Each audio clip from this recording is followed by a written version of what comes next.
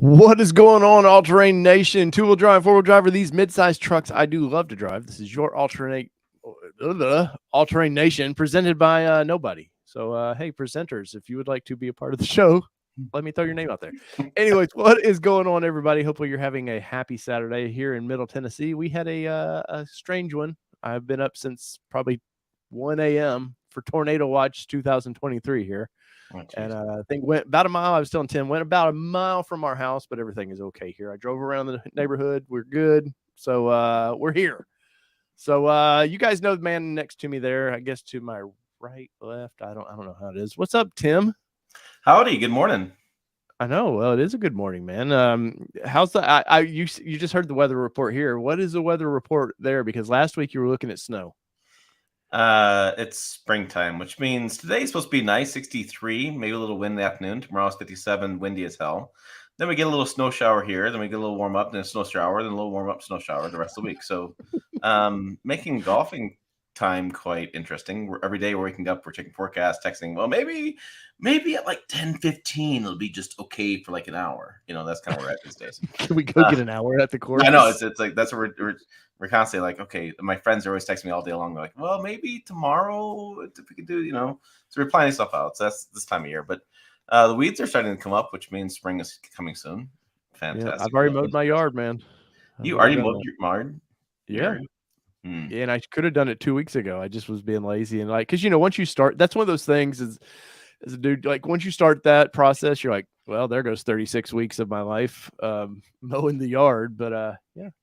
It's like drinking a lot of beer and breaking a seal. That's Once right, that happens, you're all in. Yeah, I haven't. We won't start. Lawn company's coming over this week to do some aeration and spray, and so I let them do the front yard. So we'll probably be another 3-4 weeks till I have to mow. So you're like the mullet, business in the front, party in the rear, huh? Right. No, dogs and kids and stuff in the back. So yeah. Yeah, dogs take care of fertilizing the yard. Yeah. So and it's I don't want to have to lock her up every time to come to spray and do stuff, and yeah, I don't want to deal with it. Oh yeah, mine who's under my feet right now. He freaks. We have the pest control come through, and he the poor pest guy. He's like, I'm not coming in the house, man. Like, he goes, the dog away definitely, and I'm like, well, I get it. Yep. Because my dog is like he's just a nut. But this isn't Dog Nation. This is Midsize Truck Shows, and already a few of the locals popping in. The normal people are popping in here asking some questions. Tim, we can't talk too much about it, but me and you both got a big launch coming up that I'm pretty damn excited about. So, yeah, it should be a good time. I'm not sure what the embargo rules on that information yet. I think it's still under all embargo, which means we can't talk about it. But yeah, so what it's going to be exciting for mid-sized trucks here pretty soon because in about 3-4 weeks from now, I'll be on the road for about a month. To 3 different events, and there'll be 3 different mid-sized trucks. Nice, man. What about ZR2? We haven't heard much about that. What's going on there? Last time I heard it was a trail ride and it was a small invite list and it's supposed to happen sometime in April, I thought. I don't know. I haven't heard anything else. I don't have an invite to that one. Yeah, well. But that one but it's like that one's going to be such a so it's going to be sought after truck for a while, and demand's going to be really high, so you're going to have a hard time getting anybody to get one and to get even to drive one. Yeah, and we were talking privately a little bit ago. Those are for channels like ours. Those are trucks that if you're not on the initial launch of it, it's like then the excitement dies down. Yeah, and then just kind of I got it. Yeah, and I think this is gonna happen with that. I think it's the same thing's gonna happen with the Canyon AT4X Special Edition 1. That thing's $63,000 and it's sold out. So I think those 2 trucks will be a while till people like us get a chance to drive them, or me, or whatever. Yeah. Well, so the bummer for me about that particular truck is the fact it's just the same engine. So you've already driven the high output engine, right?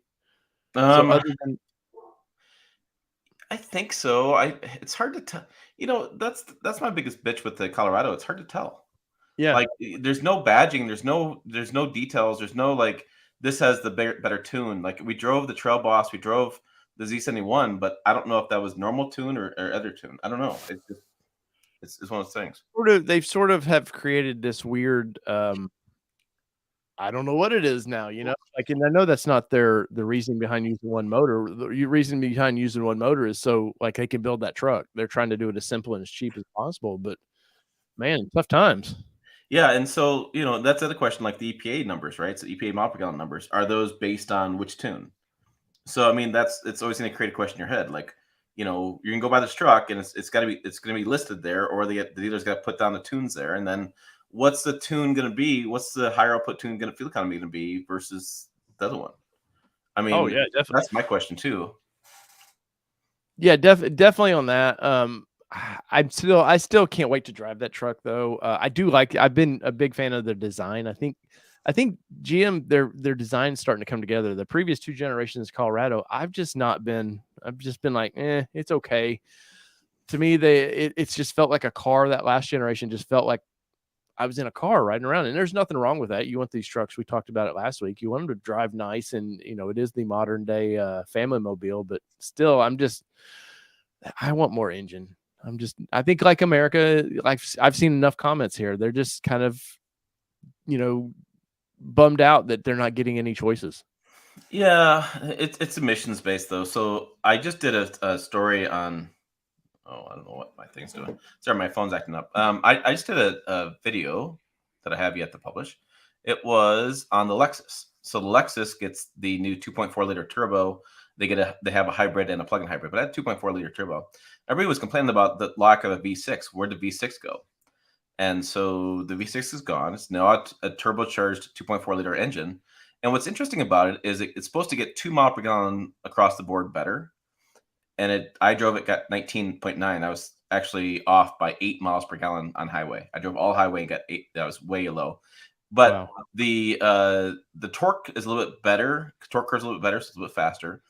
But what's interesting is the grams of CO2 emitted per mile. And that's the big deal. Like emissions isn't fuel economy. It's grams of CO2 per mile that are emitted. And whether or not you agree with CO2, whether or not you agree, it doesn't matter. That's what the automakers are being graded on. And that Right. thing put out it reduced grams per mile by 30 grams per mile. That's it. Went from like 403 to 371. Yeah, wait till we get a 3-cylinder engine, because that's coming too. Yeah, I I know mean, Nissan developed that. Remember, Nissan had that aluminum 3-cylinder or 2-cylinder that showed the guy holding. yeah, Like, yeah. I that's mean, coming. Ford's got one that fits in a briefcase too. I mean, I think I don't know. That's what's happening more and more turbos is that you get better torque curve, you get feels faster, you have less emissions, but the fuel economy isn't always that great. And especially in my view, real world fuel economy is always less on a small displacement turbo. I can never get I not never, but I have a harder time getting EPA numbers on a small displacement turbo than I do on a naturally aspirated engine. Is that maybe how they test those? Like, is it a very controlled? Because I don't understand how they test these products. I've never looked into it, but Well, so they do basically what happens is there's an EPA testing cycle, which they have to simulate city, simulate highway.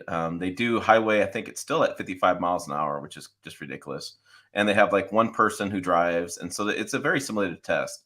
And it's actually self certified too. So the automakers do their own EPA testing and then they send the numbers in. EPA then looks them over. And if they have any questions, the EPA will take a truck and do their own test and see if the numbers match up.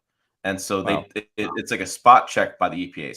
So there's nobody like the EPA who's doing this test. It's the automakers have all agreed to what the test is. The EPA told them what the test is going to be, and then they do this drive, and then all of a sudden that's the numbers you get. So that's how the EPA testing works. There's a highway loop, there is a city loop, and there is combined driving loop. But they don't do it like trucks are never done with payload, and it's never there was an unfortunate statement by a pretty large YouTuber that made a mistake, but the payload is never included in the testing of the mile per gallon.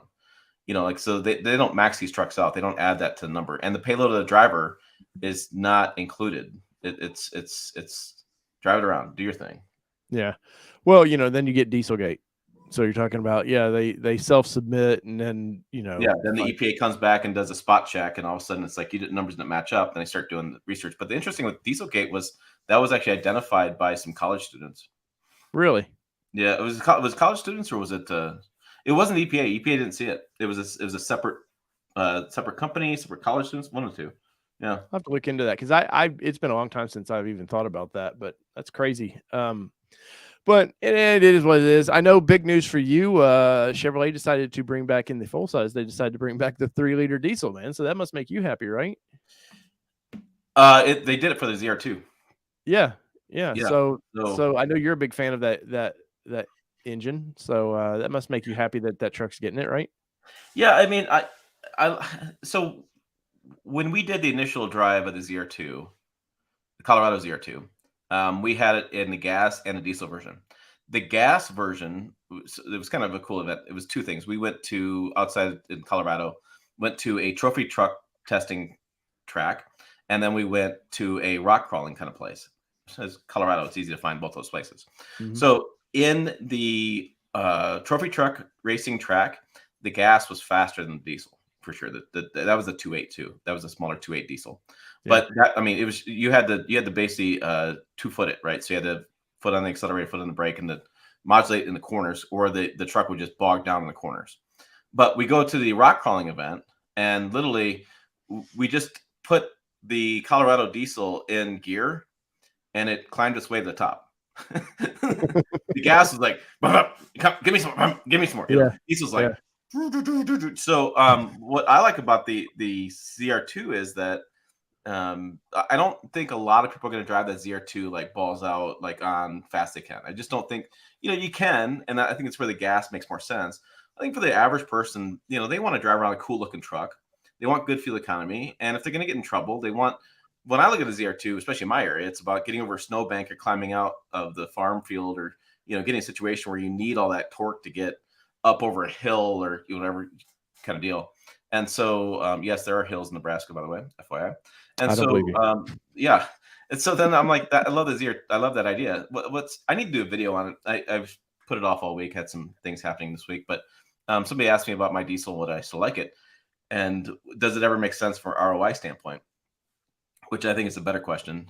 So I still like the diesel I have. I just don't drive it very often. So I had the Range Rover this week, I had a Lexus this week, I had an Infiniti last week. I have a Honda HR-V outside, and I live, I work from home, and I live. Yeah. My longest drive is Walmart, like 15 miles away, unless we have a day drive. I'm going to Cheyenne or something, 180 miles.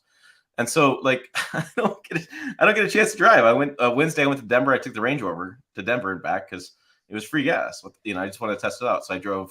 Well, that's the vehicle you want to take on a long trip. Let's be honest. Out of all the options, right? So I mean, I have some towing to do with Silverado, but I mean, the weather's been so terrible, I haven't been able to drive it. But the other question about ROI, what I love about what GM's done is that diesel is not the $10,000 upcharge that you see in the heavy duties. It actually is $995. really. And if you look at the Silverado and the Sierra, what's interesting, the Sierra AT4. It's more expensive to go with the gas version than the diesel version. The diesel is actually $1,000 cheaper. Wasn't it? Because wasn't like the 2.8 in the Colorado's like a $3,000 or $4,000 upcharge on that thing? It initially started off that way, then GM just knocked the price down to $995. Yeah.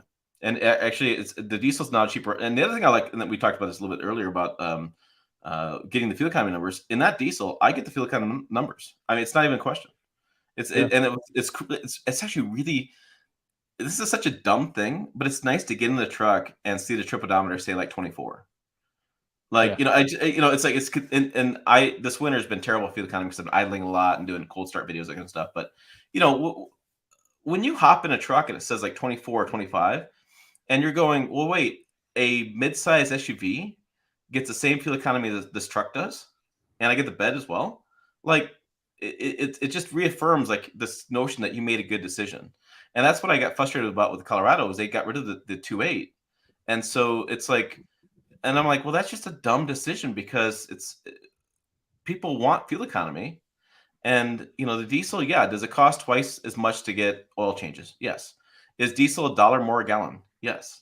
Has that always been the case? No, diesel's always been cheaper than gas. Maybe that changes again. But I always look at cost per mile, and cost per mile, when you look at fuel economy, because you have better fuel economy than you do gas, but you pay more for it, right? So you have this kind of in between going. Well, when you look at cost per mile, the numbers are pretty close for a gas versus diesel. The key is to drive. And so the ROI for me on the diesel is terrible. Like, it was a dumb decision because I don't drive enough. Yeah. But if I was driving more miles and I was doing more stuff and towing more that truck, that Silverado ROI would be fantastic because Well, it you're cost per gonna mile. make some. You're gonna make some young contractor happy when you get rid of that vehicle because it's gonna have like 5,000 miles. It's just broke in. Yeah, so I did a Tundra or whatever, and I had like 12,000 miles on it. And people are like, "That's all you had?" I was like, "Man, I feel damn good. I got the 12. Like, that's outrageous for for me. I mean, I got. I'm going to drive hopefully 2,500 miles this summer to Michigan and back, and I have about a 500-mile drive coming up soon. So I have some drives built in, and I really want to go on the road and do some meet with some people and stuff. And I've done some math on the driving and thing stuff, but it's just like it's multiple days out of the office. The weather's kind of questionable. Like I can't do my towing drive because the weather's terrible in Colorado over the mountains, so I can't get out there yet. So I still want to drive it a lot. I like to drive the truck. I want to drive it more. It's a byproduct. I just can't. But yeah, I just think with the Colorado, they just went so far into the weeds about this off-road nature of it. And that's great. And it's going to sell trucks. But, the guys like me that want fuel economy in a cool looking truck are going to be disappointed. Because I did the video on it. And we talked about it on my live stream as well. The 23 Colorado has worse fuel economy than the 22 Colorado does. Yeah, which I was blindsided by on that one. But before we get into the numbers, I want to bring up a story you did, and I did a video on this thing. Was the Toyota Tacoma, the truck, probably the most anticipated midsize truck of the year. I know I'm excited about Ranger Raptor, but I think probably overall it's just a normal truck. This is probably the most anticipated truck of the year. And Toyota's keeps getting cheeky with the teases, right? I mean, you guys did a story here on your website, pickuptruckplussuv.com, or what is it? No, it's just pickup truck. What's your website? Pickuptrucktalk.com. Okay, just pickuptrucktalk.com. 3 words. But Simple. But eventually I can say it right. Anyway, I just learned the plus SUV part, guys, and I've known Tim for like 5 years now. This one's kind of interesting to me. And now there's the Instagram picture, and there was you can see kind of up here the Brazilian patent thing, and there was down the corner. I know you had a buddy that kind of maybe laid over or something on that, and I had to take that video down. I got so much hate mail on that one. So people thought it was just a terrible Photoshop job. It's not going to be that way. So if you click the Instagram, you'll see there's 2 dots there. If you just click it moved to the other one. Yeah, I should just go right over. Yeah, I don't know why it's not doing its thing.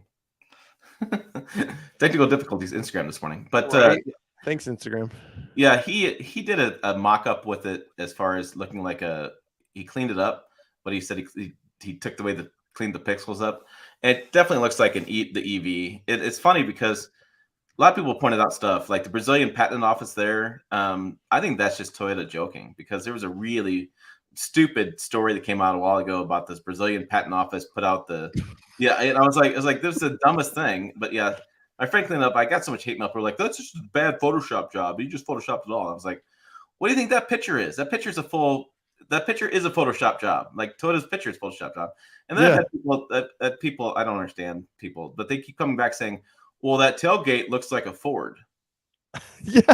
And I'm like, that would boggled my mind when you told me that. Yeah. And so I keep getting comments like that. I'm like, that is the prior generation. Like, maybe I need to say it more clearly, but like, how do you not know that's not the new truck? Like, I'm mystified by this. And, Toyota started stamping tailgates long before Ford ever did. And so I'm like, so somebody looks at that and they go, oh, that's the new Tacoma. It looks like the old one. But you dumbass, that is the old one. Like, oh my God, the comments I've gotten on that. So, and what I want to get back to, Fubar Mechanic had a comment. I want to tie this in Toyota as well. He says, do you think GM didn't care about mile per gallon because they're planning a hybrid version for next year? I don't. It's too much money, and I don't think there's that much better fuel economy. It seems like truck brands, especially mid-sized truck brands, they don't care about fuel economy. The Tundra, for example, hybrid versus non-hybrid, there's no benefit in fuel economy. No, it's But all about torque. people keep telling me, they're like, hey, the Tacoma is going to be a hybrid. It's going to have really amazing torque and better, really amazing fuel economy. And I'm like, I'm just not seeing it. Like we shared last week, my friend who wanted the Tacoma to get 30 miles per gallon. I'm like, there's no standard for that. Like you pulled up the EPA numbers, and if you look at the EPA numbers, nobody's even close. Yeah. Yeah. That was shocking this morning when I was researching that a little bit. But Toyota's being a little cheeky here. They the 4/4/23, which is what, Tuesday? Yeah, it's Tuesday.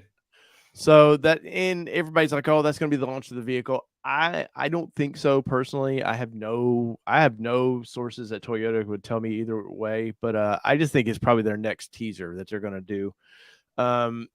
Because New York Auto Show is coming up. Me and Tim both talked about that. It's not the New York Auto Show is more of a luxury SUV show than anything. It's not a truck centric show. But do you ever see trucks there? I've never been to that show. I've been to that show a couple times. Actually, the funniest thing I did one year is I was walking down from Times Square to the show, and I just was counting all the trucks in the road. I think I got up to like 4. Wow. And several Ford work trucks. Hey, one real quick on Fubar Mechanic. Didn't Ford manage to get better mile per gallon with their hybrid? Not really. I had one. I owned one, and it got better city. But actually, the better engine for that was a 2.7. 2.7 got better highway and combined fuel economy than the hybrid did. So just because it's hybrid doesn't mean you get better fuel economy, which I think is what was the plus? I know it's been a year or so since you owned that truck. What was the big plus of that one? I didn't. So my plus was the power on board. Yeah. Like I love the fact I had power in the back of the bed and I could just plug in. I used to fix my fence line, ran my saw outside. I mean, it was fantastic. It was so. Wouldn't that be a sales point though for midsize? Because a lot of contractors do still use midsize trucks. I mean, couldn't you see down the road them sort of implementing that into the midsize? Yes, I think that that power on board, and the way I said it was, if you're gonna force me into buying a hybrid truck, right? Because that's the way things are gonna go. If I have to take this truck that's got more, that weighs more, that I'm gonna lose some payload because I have the battery plus I have the engine. It's gonna be heavier to drive because it's a heavier vehicle. Then give me a better benefit. I don't want just fuel economy. Put an inverter back there because you already have the wiring, and give me more power in the bed. Like that's my thing. Like if I'm gonna be forced to do a hybrid, then give me the benefits from it. And I got mad at chief engineer for the Tundra, and him and I sparred quite a bit about it because I was like, you made a hybrid Tundra, but you didn't give me power on board. And he goes, well, I went and talked to my contractor friends, and they said they didn't need it because they already had power at the job site.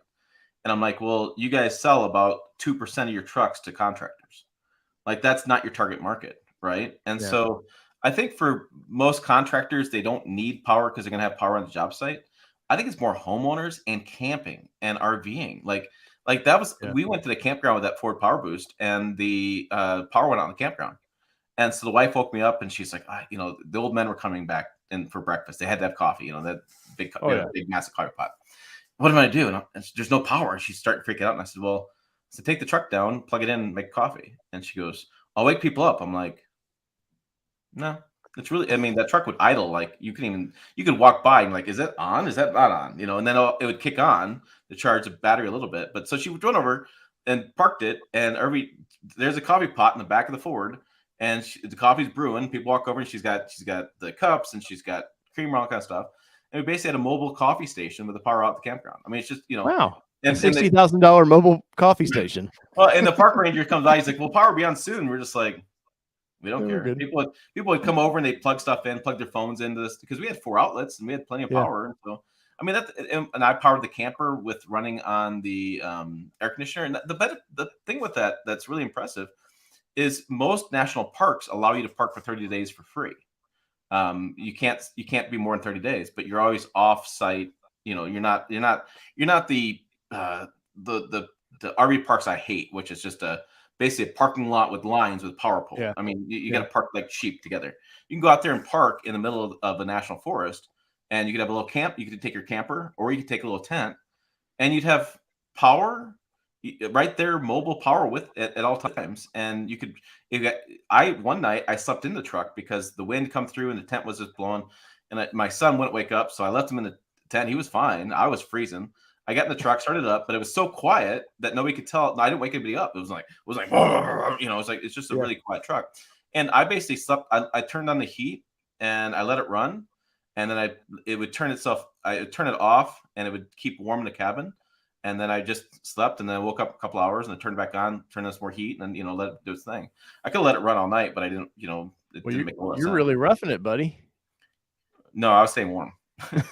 No, I have a story like that as well. I will say though, if people with midsize trucks always complain about the they're all going 4-door trucks. Let's be honest. If Toyota offers a 2-door, I would be very surprised. I don't think that's going to happen. No, I think yeah, I think it's gonna be crew. I think you're right. It's crew cab. It's short bed. It's unfortunate. I think Nissan's going to be the last player to offer longer bed lengths and things like that. I think everybody's just going to cut things down. But the thing with the hybrid system is, where do they tuck that? It always goes under the passenger seat, man. And then people a big sales point of trucks is you lift the rear seats up, there's storage area there. They'll suddenly, with the Tundra or the Tundra, you lose all that, right? Because that's where they're tucking up the hybrid system. Yeah, Ford did it underneath their truck, and Toyota, for the safety reasons, because the company is very conservative, put it underneath the seat. So, and it was interesting because even the chief engineer, he says, he goes, I don't like it. He goes, I never liked the design, but he goes, I couldn't get around it because that was safety requirements. I think it's interesting because people always think about the chief engineer. He makes all his decisions. This is all his truck. No. They got legal teams, they have safety teams, they have crash teams, they have the marketing team. I mean, there's a lot of people. Everybody's got a boss, right? Everybody's got a boss everywhere in this world. So we have bosses too. You guys, the viewers, are the bosses, really. And so he was frustrated about that too, that they had put it back there. But what I find fascinating with Toyota is that, like in the Sienna, the minivan, that sucker's got 1,200 watts of power in the back, and it gets 40 miles per gallon. Yeah. But you go to the Tundra, and the Tundra's got, 240 watts in the back, and it doesn't get a better fuel economy than prior. So you can't just look at a brand and say, well, they build hybrids really well, they're going to build a truck hybrid even better, because it hasn't been the case. Well, and look at Ford. The Ford F-150 Power Boost really isn't that much better fuel economy. There's better options out there in the gas world, like I talked about. But the Maverick hybrid gets like 30, 40 miles per gallon. So so in some cases they do hybrids really well. In other cases, they don't do hybrids really well, depending how you think of a hybrid. Do you think of a hybrid as being more power or more fuel economy? Because it doesn't always equal. Yeah. Well, speaking of hybrid, John's asking, when can we pre-order the Ranger Raptor? That's my hybrid of choice right there. No word on Ranger just yet. I've not. Last I heard was end of May. Yeah, that's for orders, and expect deliveries. Last I heard was fall, but I'm thinking that's probably end of May for the non-Ranger Raptor. I bet you that Ranger Raptor is going to be It's going to be launching later in the product cycle. Like this Colorado ZR2 is later in product cycle. The AT4X is later in product cycle. That's why we've done fuel economy numbers in the Colorado, but I can't do the ZR2 and I can't do the Canyon AT4X because they're not coming out till later on in the year, which is a parts issue and demand kind of issue, not demand issue, but just parts issue and how they do things, right? So I would say the Ranger Raptor is probably going to be next year launch. Well, I mean, don't tell me that next year for getting on dealer lots. I'm thinking later on it'll be pushed. The order banks will be pushed out on that one. So it'll be a true 24 basically, instead of getting this kind of year and a half. Yeah. Well, and what's interesting about that is it'll be interesting to see if Ford can build it. Frankly, I mean, they've had so many problems with Bronco, and it's basically a very similar to Bronco. Yeah, I mean, Ford builds badass vehicles. You just can't get them. I mean, yeah. Hey Ford, remember, badass vehicles. Invite me to things. I love the Raptors. I love the Tremor. I'm a big fan of the Tremor packages. I think the Tremor is just a really sweet spot for most people, and I love the orange accents. And so, I mean, you just can't buy it. It's so impossible to buy them. Yeah, Adam's asking, when are Canyon test drive videos coming? I'm not on all the lists that Tim's on, so I don't know on that one. It'd be end of April, 1st of May. Yeah, I mean, come on, let's be honest, Adam. Though you've seen the test drives of the Colorado we're talking about today, you other than the trim out, which is basically a walk around of how nicer it is, it's going to drive. I expect no different, right? It's the same truck. I know. What I'm interested about though is that every Canyon comes with a high output engine, high output tune. Yeah. And I don't know.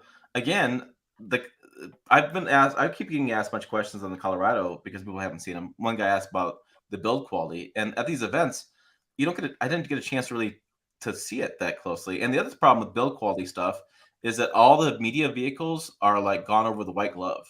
And so I've had a great looking vehicle in my driveway of a certain brand, and I've driven them to the dealership, and the truck looks like crap at the dealer lot because it's different with that. And so that's the hard part. That's why I don't like talk about it because it's hard for Well, me to my talk to my experience. Bronco. So when my Bronco was going down the line, I've got photos and video of it going down the line. They knew it was coming to me. They were told to go over it fine tooth comb because they knew it was going to get kind of picked on. And I still, the little grab handles on the side are out of whack. Like there was a few things that I was just like, really? And of course, what the CEO's talked about quality issues. That's been, first of the year, that was a big thing. If we got to get the quality issues back up and Yeah, Ford has more. I mean, they've had more recalls. They've had more factory problems. They've had more launch issues. They've fired I don't know how many VPs over the years over launch problems. I mean, it's just unfortunate. It's like if you could take Ford's cool videos and merge them with Toyota's build excellence and build quality, you'd have this really amazing product. But that's why that's why the automotive market's so interesting because you have pros and cons of every brand. well, and speaking of pros and cons, this is your 2023 Chevy Colorado, and this is their launch video. It's on Chevy.com is what you're seeing right here. Um, you know, the design of this thing, I've talked about it, Tim. I love it. I think Trail Boss is a sweet spot. I wish Trail Boss got a real locker, just a rear locker, and that's it. I mean, I don't need many more features. Just kind of give me some real true off-road features. But this thing has kind of put the Colorado back on the map because nobody was talking about the previous Colorado at all. Like it was not on a list of any time, excuse you, Excuse me. anytime that people were talking midsize trucks with me. I didn't get a lot of Colorado talk, and now I'm getting a lot of interest in this. So it shows that they're on the right track, except for like you've talked about we've beat this dead horse, but the engine options, it is what it is. I think GM did that just to build these vehicles for whatever reason. They didn't want to develop, a high output either V6 or just really give this truck a big engine because, well, we've talked about this emissions. You got to keep killing cylinders to stay under the emissions, and which has been kind of the downfall with that.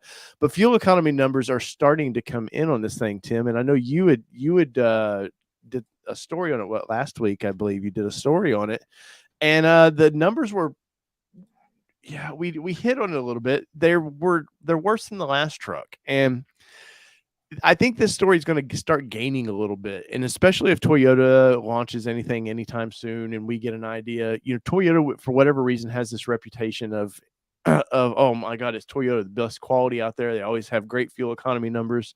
Nissan's out there. I've proven that you can get 26.3 in a Frontier, which was pretty ridiculous. And Chevrolet's got this thing that's I'm gonna bring this up, is rated 22 combined, 20 city or yeah, and 25 highway. And I think that's very optimistic on that little truck. And I think that's a lot of start stop technology to get that thing to do that. Where are you at with this? And we're comparing we got all the trucks up here. Yeah, I'm doing a little research for the moment. I'll be right with you. I was looking at something. Sorry. I wanted to look at here it is. I'm gonna look at CO2 emissions of the new. I found a sticker for the new Canyon, and I Hmm. was trying to see what the CO2 emissions were on this.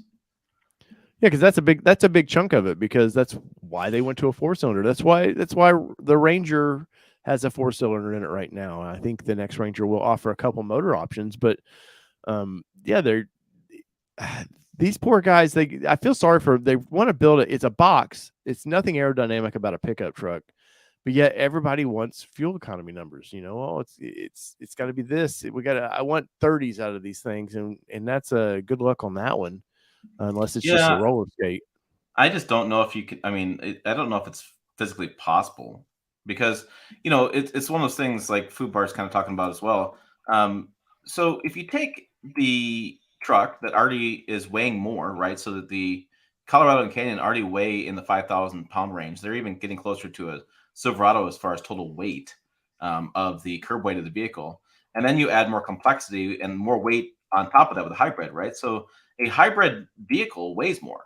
It just does because you have a gas engine plus you have the battery as well, and so that's going to be has more weight. So you have aerodynamic profile of a brick. You add more weight by doing a hybrid, and so how do you get better fuel economy out of that when you're making a truck heavier?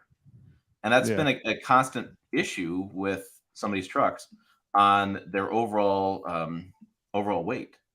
Well, so according to fueleconomy.gov, the regular gasoline 2.7 liter 4-cylinder in that truck is 406 grams per mile. You can see I've got it up here. So, and the Ford is 387 grams per mile, and the Toyota is 431, and Nissan is 437. So the imports, who has always been known for pretty environmentally friendly vehicles, seem to be the worst of the bunch so far. Yeah, so I'm gonna run out for just 1 minute, but can you pull up the 22 Colorado 2-wheel drive and see what the grams per mile are versus the 23? We'll see if we can find this here real quick. Get to a couple questions as well. Let's see. Josh Hamilton, I got 2 Josh Hamiltons. One I know from Ford, and I don't know the other Josh. Oh, I mean, I know the Josh Hamilton, but it's pretty interesting to have 2 Josh Hamiltons in here. Let's see. PD says, here in Vermont, the used truck prices are always high. That's why I went with the Trail Boss. Man, I cannot talk this morning. A few $1,000s more. No, PD, I'm big on the Trail Boss. I think that is a great package, and especially if you're going to get it dirty. I've talked about this to nauseum, that the plastics on the inside of this thing, they're so easy to wipe out. That's why I think it's a big plus of that. And of course, Nissan with that last generation Frontier took so much shit about their plastics in this thing, and I'm like, everybody else does the same thing, man. I think some of that's just journalists love picking on Nissan a little bit, but let's see here. Let me pull this up and see, do some research real quick because Tim asked a good question. See if I can find what the comparisons might be. So hopefully you guys are having a great Saturday so far. Like I said, our Saturday was woken up by tornadoes, so got that going for us here in Middle Tennessee. And PD, a drone guy, fellow drone guy. Love drones. Let's see. Bring your questions for Tim there. We'll bring Tim right back up here. Tim, I'm trying to find it's hard to talk and search at the same time. Yeah, no, I was trying to do that. I was trying to look that up myself. I was trying to find a window sticker. I didn't realize the EPA put that out there, which is fantastic because there's got to be a reason to go 2.7. I know the torque curve is better. I know the driving performance will be better. The 3.6 and the Tacoma, especially right now, feels very sluggish, and compared to these 2.7s, it'll feel faster. But if fuel economy is going to be worse, it's got to be grams per mile. And I've done the research in different brands, and every time you go with a smaller displacement turbo, you have better results for grams per mile. And I'd be shocked, and maybe I'll be shocked today. I'll be shocked if the grams per mile are actually worse.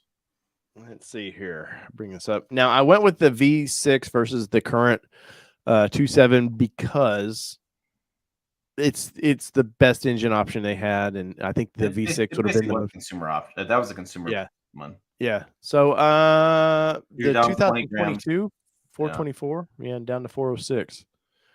And if you look at annual petrol consumption, they're down to from 14.2 barrels to 13.5 with the newer truck. So there's that's definitely a big deal. And let's pull up fuel economy real quick. So the previous truck, now I'm showing the previous truck combined 21, so it's 18 and 25. But the highway, they didn't really seem to improve anything. And that's where you would have thought you would have made your big improvements, is once you get in the cruising gear, you're going steady pace. That's usually where you make your miles. Yeah, it's interesting you have 2-wheel drive numbers, because the numbers I was able to find were 4-wheel drive. But yeah, even then, it's that one. In this case, it's just a touch better, and it's 2 in city, 1 combined. 4-wheel drive is worse. But what's interesting? Interesting about that is, people's assumption is always the same: new truck gets better fuel economy. That is the assumption. Yeah, and just I that's how I look at it. doesn't bear out. What's interesting, but you look at those, you're going to save $500 in fuel costs, basically what they're saying, over the course of what, a year. I don't know. It's Yeah, just, cost to drive 25 miles. The old truck was 412 and currently 393. Now, is that how that is based? Who knows? Is that based on average fuel price for the year? You know, obviously during the pandemic, prices did shoot up a little bit on fuel. So, yeah. I mean, they just basically take your average fuel cost, divide it across 12,000 miles, and then divide it by 20, or divide it down to 25. So um, it's interesting there. They said the cost per fill the tank is $72. I don't know why they the didn't what? do it at 23. The fuel tank is the same size in 23.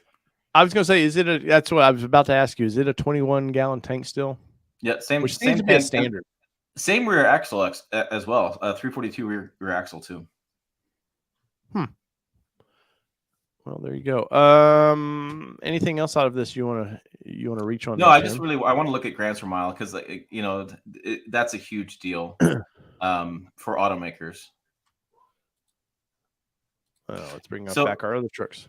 yeah, interesting on that Colorado video. I just heard the other day that the Bison is going to replace the Desert Boss at some point, which would make Well, I sense. seen Desert Boss is gone already.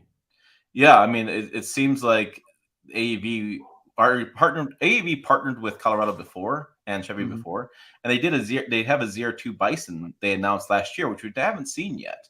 And so I Well, wonder if we've seen enough testing of it. I did a story on them running it yeah. around. Well, yeah, we've seen the ZR2, but they announced the ZR2 Bison, but we haven't seen it yet. And so I'm going to say we're probably going to get a Colorado Bison to replace the Trail Boss. I imagine it's some sort of legal agreement hassling working out with AEV is why they didn't bring him back for the initial press release. Well, and we've talked about it too a little bit. Sometimes you save your something for later, Yeah, right? well, and yeah, but I mean, why even announce the Trail Boss? Because it, it's it's just a weird, and they can't do a Bison and a Trail Boss. There's not enough customers for both those two varieties. Yes, I definitely agree on that. But yeah, definitely here's on GM Authority where they're talking about that the 2023 Chevy Colorado ZR2 Trail Boss package won't return. Yeah, It's definitely was kind of like their first edition that they like to do as well. I think where you just get everything they can offer in one truck. I'll be honest though, I don't like the front off road uh, bar on that thing. I think it looks awful. I think it's just terrible. But Um, so this is my question for them: is that I honestly, if you're a collector of vehicles, I think I'd go buy a Desert Trail Boss immediately. Go buy a Desert Boss because I don't think I think they're gonna make like 5, right? Right? Because 2023 model. I mean, they're just starting to ship dealers now, right? well, are they? So there's been a lot of delays with that. There has been. So they're starting to ship the 4-wheel drives. I get people emailing me every day about 2-wheel drives when they're going to ship those. But they finally get 4-wheel drives. There was an EPA certification thing that was kind of throwing things in the loop there. But it's March, actually 1st of April today, April Fool's Day, 1st of April, and no fooling that I don't know if they're going to have this, if it's even going to be out, because it's like it doesn't make any sense, right? Yeah. Why are you going to build the model year usually changes over in like August, September? So you're going to build 4 or 5 of these Desert Bosses? That doesn't make sense. Well, I've seen manufacturers in the past. I know Nissan did this with their last generation Xterra when they were kind of killing it off. They promised all this stuff, and then like the take rate wasn't there, so they were just like, we'll just quietly like push that aside. Nobody knows. Yeah. I don't think this. I don't think you're gonna be able to buy. I think this can be a ZR2 Bison. It'll have they have a type of metal. It's the same metal they used in flak jackets in 1940s and World War II, and it's boron. The boron steel stuff they talk about. Yeah, that stuff is legit. Like I was doing research into it, and that skid plate is legit. It's expensive. That's why it's an AEV package because that's what AEV's known for. That they use boron throughout skid plates. Plus, they have the tires. They kind of go crazy with it. So, yeah, that's why that boron steel it's really expensive, but it is legit. Yeah. Well, Tim, here is a picture of the Bison. I did a story on this, and they're actually 35-inch tires under this thing, man, which is nuts. When I first got into off-roading, if you had 33-inch tires, you were like I know. you were a massive truck, man. And I remember the old square body Chevrolets, like you'd put 33s under those, and yeah, us rednecks here, we're all excited by that. And now 35s from the factory, seems like Ford's kind of pushed this, and now GM's taking the okay, we'll go do that. But a little 4-cylinder with this thing, sure, it's 310 horsepower, man, but you start putting all this big heavy tires and stuff on it, that has to be noticeable though, right? I mean, the cool part of the turbo is you can tune it, and you can tune it Yeah. different ways, and so they can tune around that. What I just think is you're putting additional strain on a small displacement engine with additional weight, and so I worry not about the engine, I worry about everything that's attached to it. That's I think that the engine block will be fine, but what happens to all the components that much strain on it? And then my other question is, what's your fuel economy going to do? like I'm sorry, but I'm not a huge believer in small displacement turbocharged engines, and I've owned them. I had the Yeah. Tundra that had 3.5 liter in it, and I've owned them, and I've driven Fords and driven stuff, and I just can't get the fuel economy numbers out of them. And so you add even more mass to this thing, and it's like it's miles per mile, Yeah, well, some people miles may per not mile. understand is that these manufacturers, if you get your ultimate, people always go, why do they not just build this? This is what the community wants, and they get dinged federally. There's cafe regs that they got to go Yeah. through. You get one vehicle that could drag the whole fleet down, which is a vehicle like this could do that, That's why a lot and of times then the take rate, a lot of times you can't buy them because they'll artificially not they'll make sure there's not that many being built. right, and then on top of that, then federally you get dinged. You probably most people don't realize that there's a tax that you pay, and it's in the list of things on that window readout that shows you get dinged as well for poor fuel economy. So they're going to have their way with you, and it just starts deterring people away from vehicles like this a little bit. Yeah, and it's the truck world's so interesting to me because I've followed it for years, and now I'm seeing a new growth of customer, and it's a younger customer. I mean, there's a question today in the Colorado Facebook group that said, "Hey, I know that the ZR2 comes with a 3-inch lift and can get the 33-inch tires. I think it is. Can I put 34s on a 2-inch lifted Trail Boss?" Yeah. And I'm like, it's so interesting to me because people will look beyond buying the truck. They'll think, okay, it's on my YouTube channel, you'll see the comments. You're probably the same deal. Who can afford these damn trucks? Trucks are too damn expensive. You can't buy them. They're ridiculously priced. Da da da da.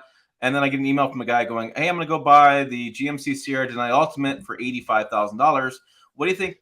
What kind of lift and tires do you think I should put on it?" Yeah. Like he's already going to spend 85,000 plus he wants to spend at least another 4 or 5,000 to make it look the way he wants. Not that Yeah. he needs those for crying out loud. In the United States, out of all the truck buyers, people come to me and they say, "Look at all these trucks with perfect beds, and people aren't using them as trucks, and that's just ridiculous." And I'm like, "Well, that's just dumb comment. People just buy what they want to buy." What I get frustrated about is that all the trucks that have lifts on them that don't need lifts. Right? I mean, it's like my Park Ranger's got a Ford F-250 Super Duty with lift and 34-inch tires.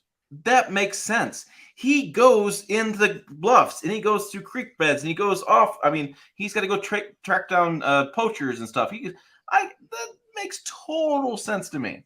But I mean, there's so many people that buy it just based on the looks, and then they buy new tires, they buy new stuff. Like it's just a whole different customer, and I'm not going to begrudge that customer. That's what they want to do. But Well, it's just surprising. wait till they start buying these Colorados and getting them and start modifying, because that's going to happen. Trust me, there's already companies out there, CBI and a lot of these companies Yeah, that can't wait to get there so they can start modifying, because there's so much the aftermarket world that's such a billion-dollar industry now. Like yeah, because you're saying, people want to, they want to put their personality to the truck, which is, that's from the first car. I'm sure that happened. You look at all the 57 Chevrolets and stuff. Why do they look like they do? Is because even back then, people wanted to make them look like yeah. how they wanted to feel. And wait till this little thing with the 4-cylinder, squeaking out a combined, what was that? Combined 2022. Wait till you just put tires on this thing. And of course, they're putting the lightest setup they can on for rolling resistance on these trucks. Don't kid yourself. They're doing everything they can to squeak out miles per gallon out of this thing. Mhm. And say the average tire is about 30 pounds per, and then you jump up to a more of a aggressive mud terrain tire that may be 45 to 50 pounds per. Yeah. And you're in the 16s, the 15s. And you're like, what happened to this new truck's miles per gallon? And I do it. Trust me. I put brand new tires on my Bronco. Guess what happened? Just with tires, nothing else. The miles per gallon went way down. And correct me if I'm wrong, but that Bronco's got the EcoBoost engine in it, right? Yep. 2.7. So the 2.7. So what's been your experience with fuel economy? Are you getting the EPA numbers?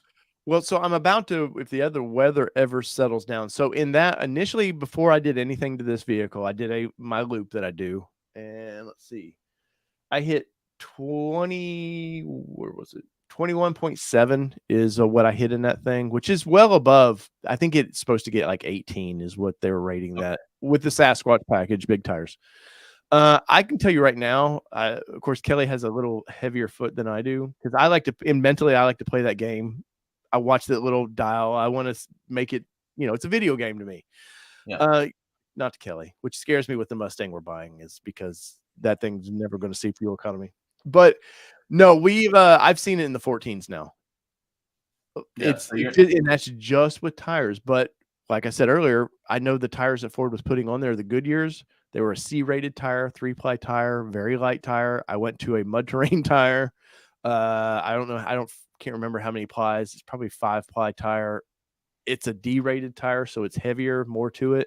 Yeah, and that's all I did to it, Tim. And I've watched it just that kill it. So guys, if you're ever interested in maybe I need to do a Sunday show called Tire Nation. But like tires mean everything. Do your research on it. I know you like the way they look, but just think in the back of your head, I'm getting this brand new vehicle. A lot of people buy them from the factory and want to take them right to the tire store.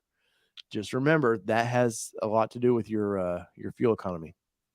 Yeah, I find it interesting, and like I said, I think a naturally aspirated like V8 or a V6 doesn't see that big of a ding versus the small displacement engines.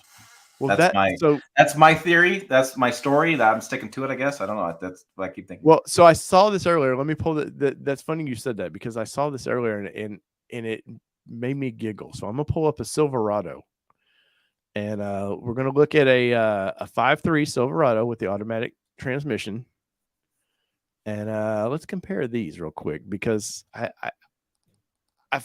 honestly find it kind of funny the difference in it, and it's not greatly different.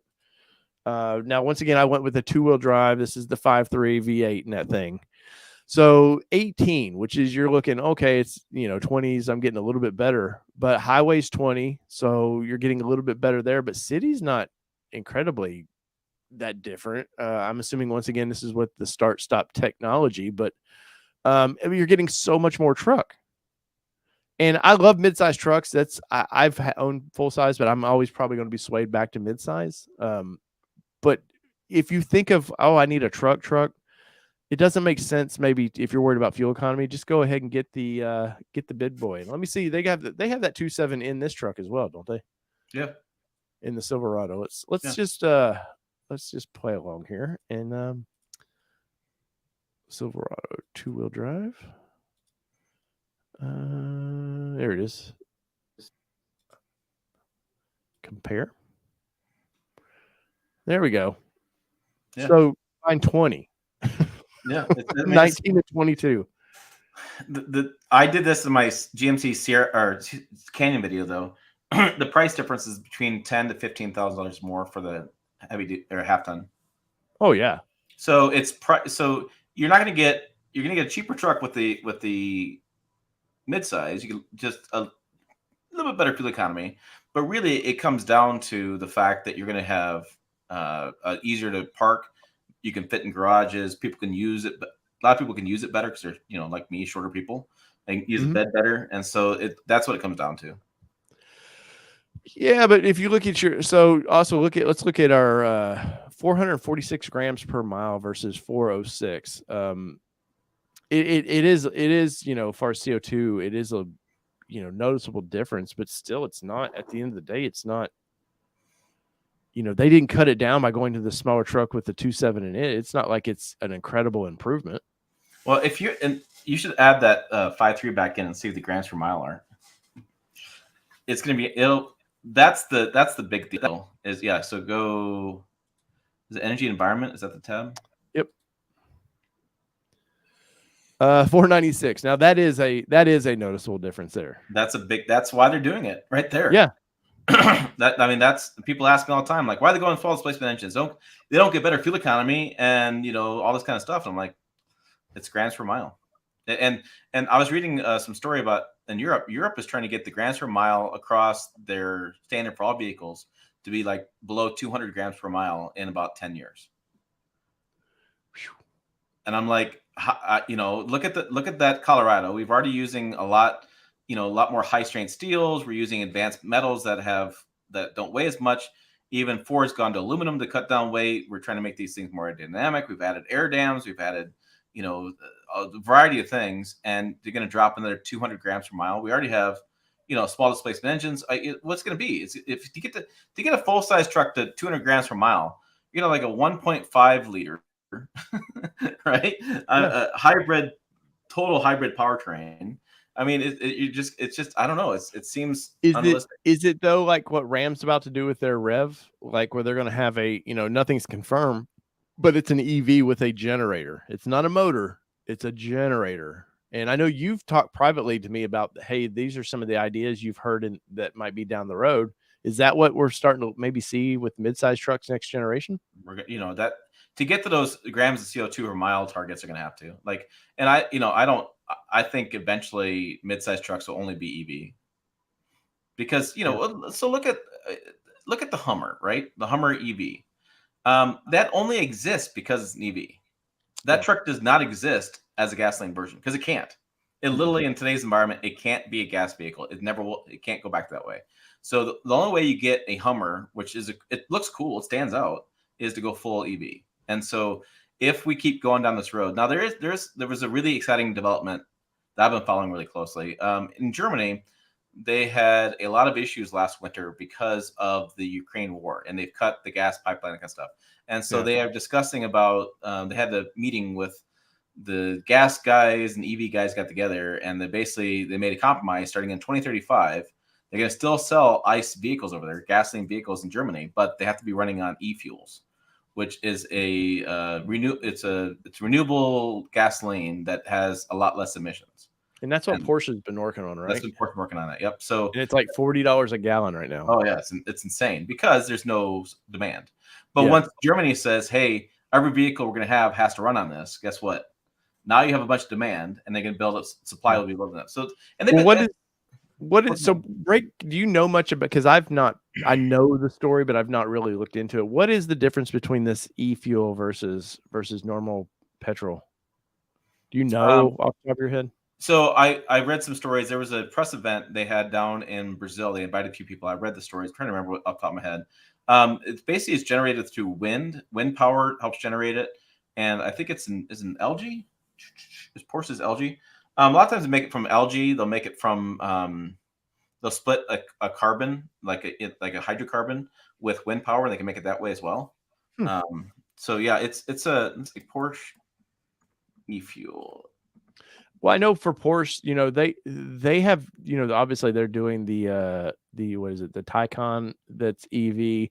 They're playing in that game because they have to for cafe regs, but at the same point, they don't want to go away from fuel powered vehicles because there's an excitement. And once you take your hypercars, and I know this is a truck show, but if you take your hypercars and they're all EV, what stands out? That's the fun that's the caveman in us of mine sounds better from the factory, or I'm getting whatever, mine thrills me more than the other brands. And if you take EV, they don't. I mean, I've drove that EV6 by Kia, freaking fast for a budget EV. That thing was fly, but at the same point, there's no excitement to it. Yeah, I wrote a rant that I'm not sure I'm going to publish, and it's some ideas. So the Porsche's e-fuel, it's electrolysis. They use they split the hydrogen and oxygen gases, and then they use energy captured from carbon dioxide in the air, combine it with hydrogen, and then the resulting is a synthetic methanol that can be used in the ExxonMobil's methanol to gasoline process. And the result is a fuel that meets the high standards by all gasoline types currently. And it's basically 93 octane. Yeah. And so there's a big wind farm down in, I think it's Brazil or someplace like that. And they basically create this fuel by splitting the atoms. And Hmm. so we're using hydrogen just a different way. And I think that's going to be the moving forward. Um, it's there's a lot of energy beyond that. I'm hoping that becomes something, because what I said with an EV is that EVs are fast, like you said, right? So they're fast, but like the Hummer, I got bored because you can only do so many crab walks. You can only do four wheel steering so many times. You can only do so many watts to freedom so many times, and it becomes like, okay, you go out there and you show your buddies all these cool things. Your buddies like, oh, that's really cool, and then it's just a vehicle. It's just and a lot of EVs, especially the VW ID4. I mean, there's good EVs and bad EVs, but like the ID4, for example, the Chevy Volt, for example, are just boring. They're Yeah. numb driving experiences, because now you have all this safe technology. You have the steering is different. It's not as responsive. There's no play in the steering wheel. There's nothing. It's just a very numb driving experience, which a lot of people love. A lot of people want that. They don't want. They want that. That's why there's so many different cars in the market. Some people just want to be able to drive the store and back, and they don't want any excitement. Boring is better. That's all they want. Or And that's this next generation doesn't even want to drive. So in that boring, if you're setting the tone for boring vehicles now, by the time my son's my age, they're autonomous driving vehicles. It's basically a train. You might as well just ride a train, and they just do take you somewhere. There's no excitement to it. It maybe down the road there's some other new style vehicle or something that brings the excitement back. But no, it is a bummer, because I've said with why I'm buying the Mustang is because I think it's going to be the last V8 that we see for that kind of car. The little trucks like we're seeing now, man, I remember the days of the Dodge Dakota.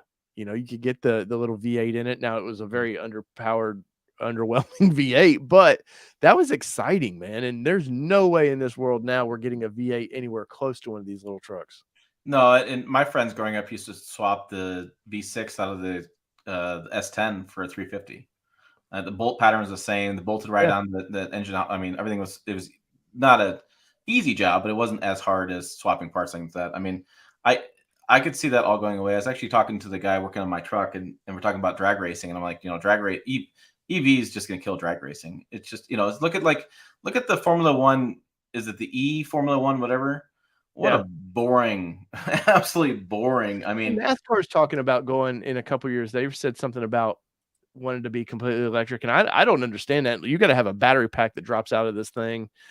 Like, there's no way to recharge those that well, fast. like, you're going to kill your audience even more. Like, I don't know about you, but the more I'm on YouTube doing videos and stuff, the more I'm seeing the same thing time and time again. That there's the audience for EVs just it's not there.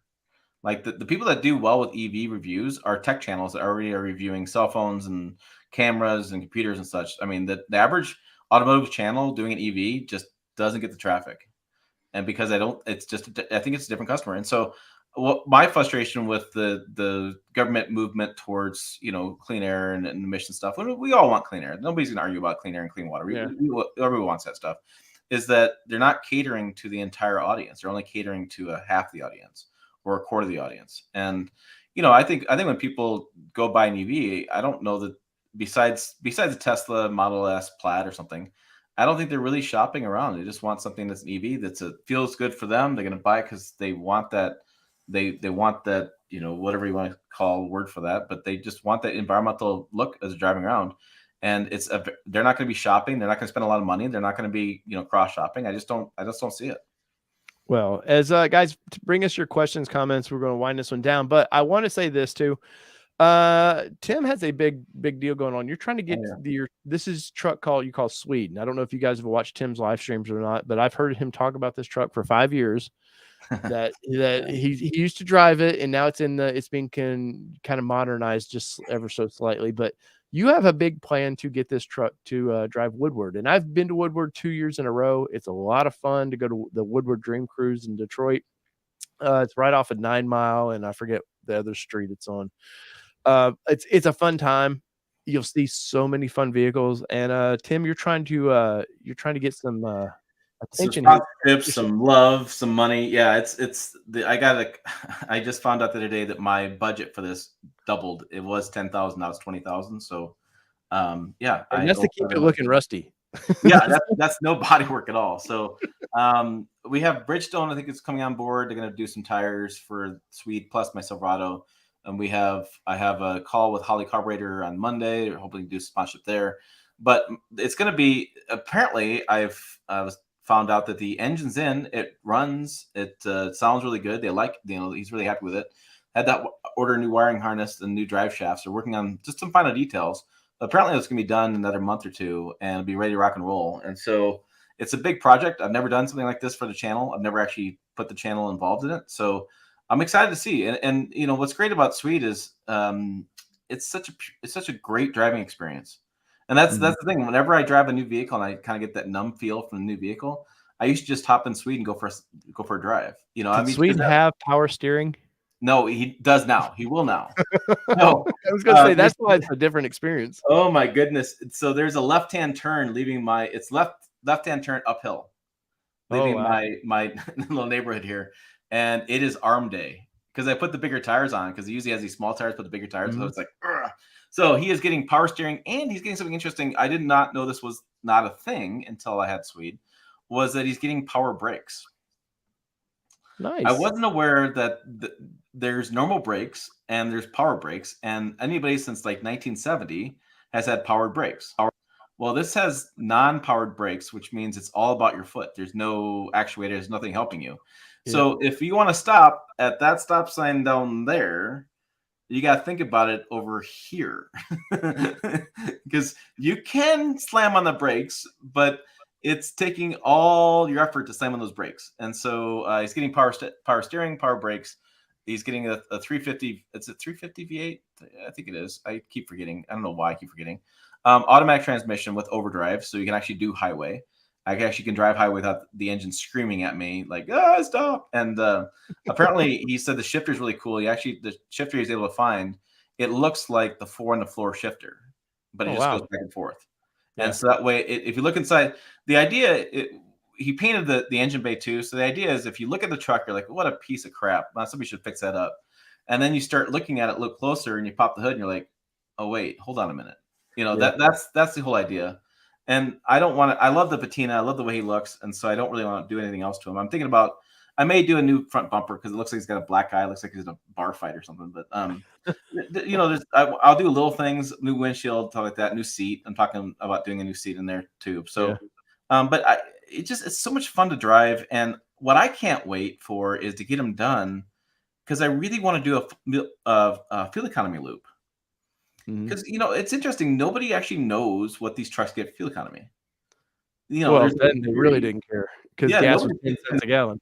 Well, yeah, and so then it's like I'm just I, I'm I'm such a journalist. I'm a journalist to a fault because my curiosity just kills me, and so I'm just really curious what it actually would get for fuel economy.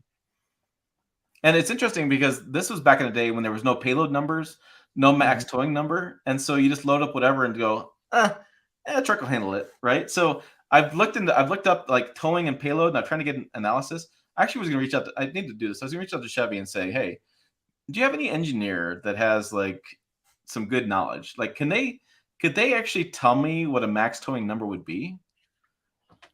Because I think Right. it's got to be math after a while, right? It's got to be some sort of mathematical equation of mass times force times something like that. Well, the transmission cooling all gets involved with that, do Yeah. you have anything on your website about this where people can check it out? No, I need to. Jeez, Tim, I'm I know trying to it's on my promote list. your project here. Well, yes, it's kind of the week got away from me, but well, we had so much news this week too. But yeah, Yeah. I need to get it done and get it up there because I've people are really interested in it. I think the channel is interested in it. People want to see more about it because it is such a cool thing from my aspect. Like I said, to be able to drive new vehicles, then drive Swede, Yeah. and I mean, and having the I was going to do a comparison my Silverado versus Swede too, like just silly stuff in my opinion, but it is interesting because you can see how far trucks have gone. Well, I from want to, over the yeah, I years. want to see you putting mid-size trucks next to this because this is a full-size truck from That what was is a it, full size a 62, 1962. and a mid-size truck is probably almost bigger than this truck. Yeah, I parked the last generation Colorado next to it, and the Colorado was actually longer, wider, taller. And I mean, it had a crew cab versus regular cab. I mean, for sure. But people, it's funny because I want to get my friend Frank, who's 6'7" or 6'8", because people always tell me they're like, "Why are trucks getting so tall? Terrible tall." I'm like, I want to get Frank in this truck because I don't think he's gonna fit. And Yeah, they're because like, the seat, the bottom of the seats in these old trucks are like a foot tall. yeah, well, and then the cab height is not very like my Yeah. and I only got, I don't know, a few inches above my head to the top of the cab. And so this is it's I just really enjoy driving them, and I'll have them the rest of my life, which is why I'm putting all the money into them. And I should have screwed up. I should have done this as a sponsored truck 2 years ago, and I just didn't have the thought process. So now I'm trying to get to sponsor because I think it'd be so much fun to have sponsors. Fun. I mean, everybody gets involved and gets excitement. And then if I get the Woodward and you're there, I'm gonna let people drive it. They're like, Yeah. here, take it for a road. Sadly, I won't be there at Woodward this year, man. Oh no. No, there's a big Bronco event happening that I've Oh gotta go to the same yeah. weekend. That sucks. But It's yeah, it's killing not, me because there's for mid-sized trucks, there's the Moore Expo in, where's that? Kansas? No, Missouri. Big overland thing that I wanna go do a walk around of, and it's the same time as in 2 weeks that I gotta be at another Bronco event. I'm like, yeah. stupid Bronco events keep getting in my way of actual doing, real work, so, oh, well. Well, I'll be Um, driving. I mean, I'll be driving. I don't know if I'll get that close to Nashville, but I'm gonna tow. That's the cool part is I'm gonna tow him out from Nebraska. So I have a towing video with the Silverado, and I mean, it's just gonna be, it's a really cool project, and I'm really excited about it. And I need to need to do a website post, need to do more stuff about it. But I mean, I, it's just for me that rant article I wrote, which I should just publish, was, you're not. I can't foresee somebody taking an EV and going out for a Sunday drive like yeah, they used to with this. But this 62, I will go out for a Sunday drive because it's such a cool experience. yeah. A couple things here. C Square, Dave, I appreciate you dedicating a whole show to mid-sized trucks on a regular schedule. I will say I've got the schedule will be a little iffy coming up. If you don't know, I'm a softball coach and an umpire as well. So I'm not sure what my Saturday is going to look like now, but I'll let everybody know ahead of time when we will do these and when we won't. I greatly appreciate you guys have said some nice words about me and Tim together, which I greatly appreciate. Hopefully, we'll be in an event soon, Tim, that we can hang out and maybe have a whiskey or two soon. Yeah, Let's that'd be see good. what else we got going on here. I got to the Ranger topic. Let's see. Fubar Medic, why don't we just use hydrogen engines is beyond me. They're slightly better fuel economy than gas, less than EV, but keep it exciting driving and can fold into your existing infrastructure. I know Toyota's not dropped the ball on that. That's where Toyota was pushing till they were kind of taking shit on EV for not doing a lot of EV. They've been really into Sure. hydrogen. That's their thing. Honda's got a hydrogen CRV coming out. Toyota has Mirai already. They already have Toyota's got solutions for every single vehicle they have currently with the hydrogen powertrain. They're I know in doing they're California, doing the big exciting thing with hydrogen is going to be infrastructure getting demand built up. What's interesting is Toyota is working with Kenworth, and they're building hydrogen semis mhm, in Kentucky, I think it is. And so they're building. Basically, they're going to build. Toyota's going to build the powertrain, ship it to Kenworth. Kenworth put their cab on top of it. They can deal. yeah, And I've said for a long period of time, we need commercial driving this infrastructure changing. So if we get yeah. a bunch of hydrogen fuel cell semis, well, guess what? We'll get a bunch of hydrogen fueling stations. I mean, it's just what's going to happen. I don't think consumers are powerful enough to make this change happen. We need commercial operations and businesses to get involved, Well, which is you what we need do with EVs and things. we're $50,000 to $60,000 years price point. Those guys are buying millions of dollars a year's worth of vehicles. So yeah, they have a little bit more push than the consumer does. And I know Yeah, out in California there's a handful of stations for hydrogen. They're not I won't say ramping it up, but they definitely have some options out in California. And I would like to see, and it would be smart, if Tesla, I know Tesla's EV, but they seem to control the market for charging. It seems like if they were to just say, hey, we're an environmental company and start pushing hydrogen in something small, something maybe a Cybertruck like saying, hey, this we're really pushing that, and they could partner with their charging areas they have. Like, I think that would be a way to push the market as well. Yeah, Elon doesn't like hydrogen. He I calls it know, but he calls it fuel cells. What's interesting in hydrogen is I was at Toyota's fueling station in the port of Los Angeles, and it's just a big tanker. yeah, And they quick connect it with a it's like a propane tank. Quick connect. It goes into a condenser which cools it down. So the big deal with hydrogen is hydrogen's a gas, and so if it heats up too much, it won't fill the it won't fill the hydrogen fuel tank in the vehicle. And so they got to cool it down so it goes in faster. And they actually can fill up a semi just about as fast as they can with diesel fuel. yeah. And It's just people with Elon, I love Elon. I love his chaos he causes. But let's be honest, he's not a scientist either, guys. So he was a rich guy that became richer by selling PayPal. So it's yeah. everybody like acts like oh my god, SpaceX. He just threw money behind scientists. He didn't Yeah, create the rocket ship. I'll be curious with all his Twitter nonsense he's doing and all these weird posts he's got. I'll be curious to see if his audience sticks around because he surely showed a different side of him that I did not anticipate seeing. I just think the dude likes chaos. I think he's fluid. There's fluid Yes. genders. I think he's fluid with chaos. He can go to one side to the other and just start pissing people off. But I wish I had that kind of money that I could be that way. Right. Oh man. Tim, what's coming up for you this week? Anything good? Anything truck wise? What is going on this week? What do I have going on? I got a Range Rover to get done, Infinity to get done. Oh, we have a lot of news from New York Auto Show coming up this week. That'll be That is true. Yeah, there's a lot of stuff coming through. And then I have a Are you guys covering the New York Auto Show at all?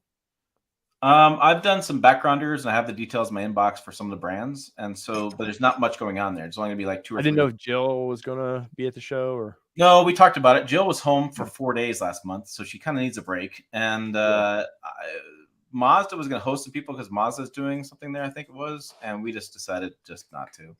New York's fun. It's a tough show to cover because they have 3 halls. It's hard to walk to the different halls because they're such spread out. It's such a massive building, and they just don't do a lot of truck stuff there. So I just don't. Nissan did a really ill-advised press conference a couple years ago with the Titan there in the basement of Javits Center that got like no traction, and it's like obviously that's not what you need to do at New York. So I don't.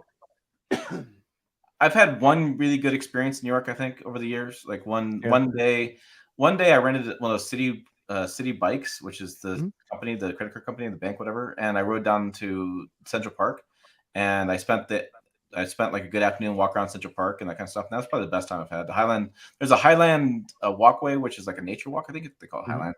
I did that as well. And so, but the rest of New York City, like, it's just not me.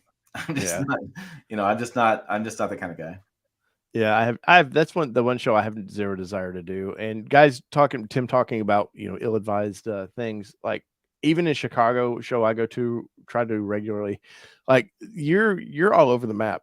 And Chicago is pretty condensed where they keep all the reveals and stuff. So I can only imagine in New York how hard it is to, because Chicago, they rent out bars or whatever and bring vehicles in and show everybody. Like in New York, I can't imagine doing that at all.